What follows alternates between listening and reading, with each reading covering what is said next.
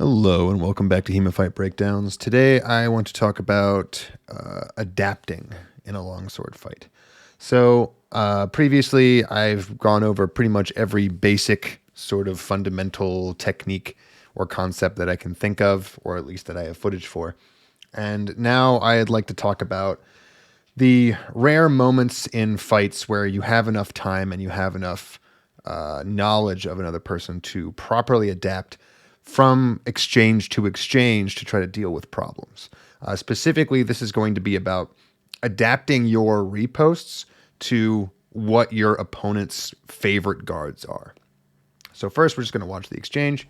It'll be in my nice slow-mo thing. Warning over here, these lights are of a slower frame rate than the camera, so they're going to be flickering very annoyingly the entire time. Sorry.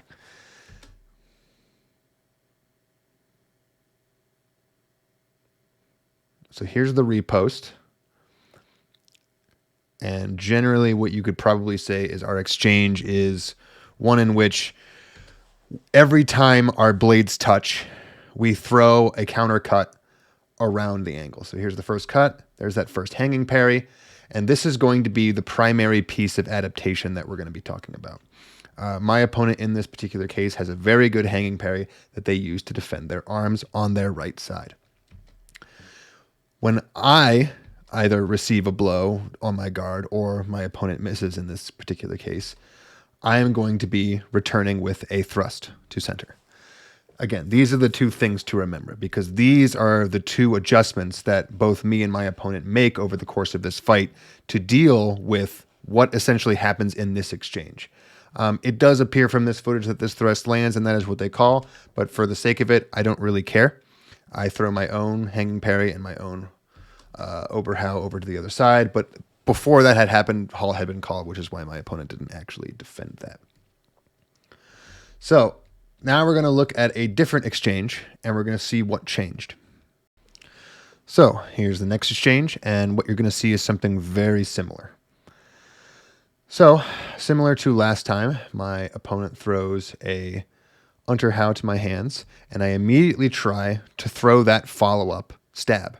However, my opponent is expecting this, and instead of, and it's not necessarily easy to see by this camera angle, but instead of holding the hanging parry back at the level of their hands, they have pushed it forward. And what this does is this very nicely zones out the thrust angle. So if you want to imagine that you put your hand in your own chest, the closer your hanging parry is to your body, the more you have to push it up and down in order to protect yourself. But the further out it goes, the more that angle of your hang pushes up naturally with the strong of the blade and takes away a lot of those typical angles of approach for a thrust, aka planting right into the shoulder or in the top of the neck. So at this point, my thrust missed. My opponent comes back with their own riposte, and I do not throw a hanging parry. I throw this particular one. I guess you could call it a cron off to the side. I sometimes just call it the most basic possible, like wall parry from Saber.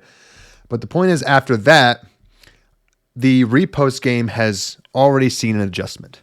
My opponent is still throwing their same favorite hanging parries, but the two things have already changed. The hanging parry that my opponent is throwing in order to protect against my initial riposte has been pushed forward to protect against the stab, and my own hanging parry against my opponent's riposte has turned into a cron parry so that I can do something other than a thrust riposte in response. So the exchange continues. I attempt another thrust riposte, and again, that outward hanging, not even really so much of a hanging parry this time, but same basic principle, stops that thrust, and the end of the exchange is basically where we both separate from each other. So this is the first level of adaptation that we both make. We both remember the riposte that we threw in the last exchange, and we both make adjustments to try to deal with the riposts that are coming in hot. So in this next exchange, then, we see another further adaptation. So clearly, I have been having trouble with my opponent's hanging parries, given that they are right now doing a very effective job of both defending against a very typical Zverkow follow-up from a parry, which is something that I'm a big fan of, and from the thrust riposte that I have been throwing presently in the fight. So I make one more adjustment, and that is to exploit what I think of as one of the biggest weaknesses of a hanging parry, especially as, the first line of defense. And that is that it's somewhat easy to change the angle of your attack in a riposte and come up from underneath, or at least go in straight through the middle like a middle how. And what that does is it allows you to get around the tip of the hanging parry.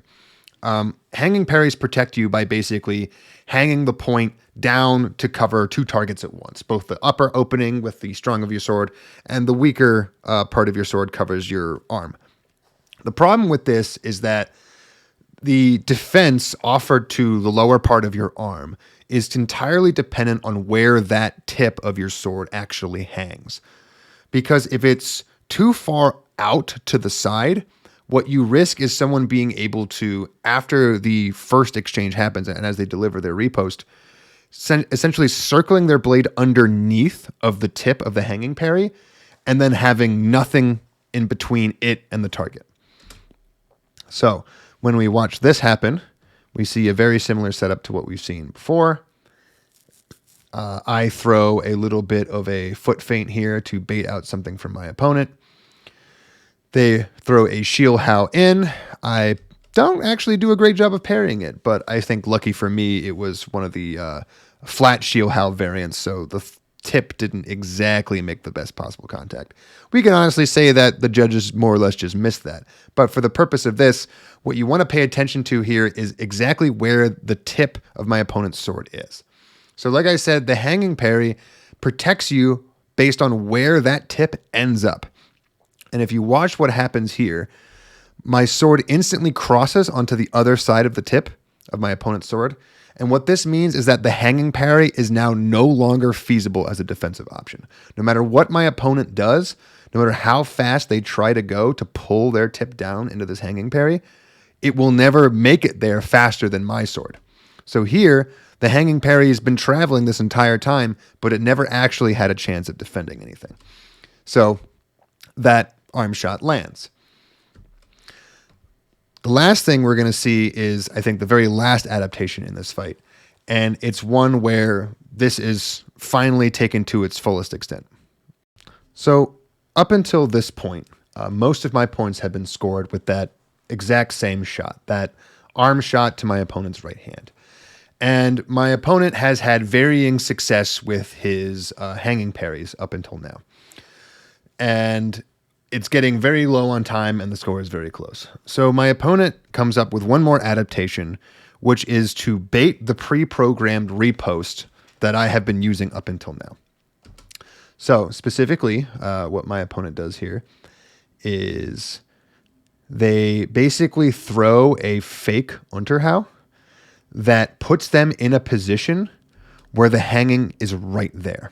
And because I have spent my entire time here waiting for my opponent to either land on my guard or miss, the second I see this fake Oberhau come in, I immediately start firing that arm shot. That thing that I have done many, many times up until now. My opponent, already in the position for their hanging, does that hanging parry and so quickly comes around to the other side that I pick the wrong side to parry, get hit on the arm, go for this thrust follow-up, and I'm completely out of range. So a wonderful adaptation on the part of my opponent, who baited me in to throwing a cut that I have been hitting them with this entire time in such a way that when the initial feint cut failed, the hanging parry on that same side was already in position. All right, that's going to be it for today. Hopefully this was a little bit more in-depth than some of the other stuff that I've been putting out, and if you like it, please say so. But if you would also like to see your own footage featured on the channel, feel free to send me an email at HEMAFightBreakdowns@gmail.com, and I hope to see you next time.